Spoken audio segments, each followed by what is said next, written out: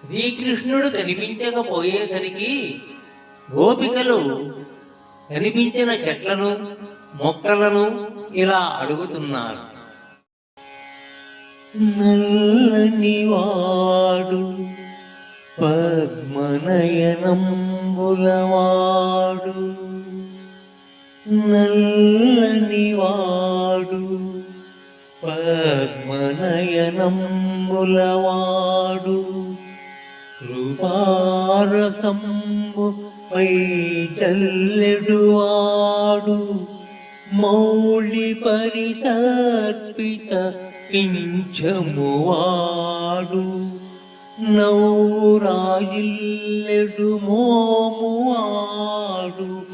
ఒకడు చెల్వల మానధనంబు తెచ్చెనో.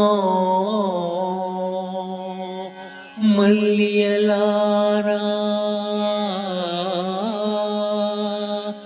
మల్లియలారా మీ పొదల మాటున లేడు గదమ్మా చెప్పరే.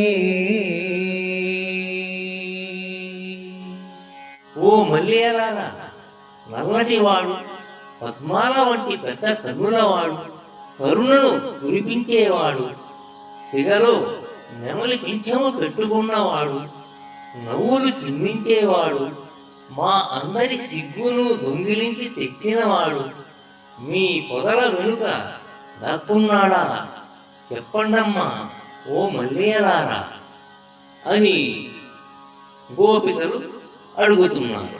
నల్లనివాడు, నీలమేఘ శ్యాముడు, పద్మనయనంబులవాడు, పుండరీకాక్షుడు, కృపారసంబుపై చల్లెడు వాడు శ్రీమన్నారాయణుడు. అతను దోచింది చెల్వల మానధనంబు కాదు, వారి వ్యామోహ గుణం. ఈ పద్యంలో మొదటి పాదములో నల్లనివాడు, చివరి పాదములో మల్లియలారా అనునవి తెలుగు నుడికారంతో భాసిల్లుతూ ఈ పద్యానికి రెండు భుజాలుగా నిలిచి శోభిల్లాయి.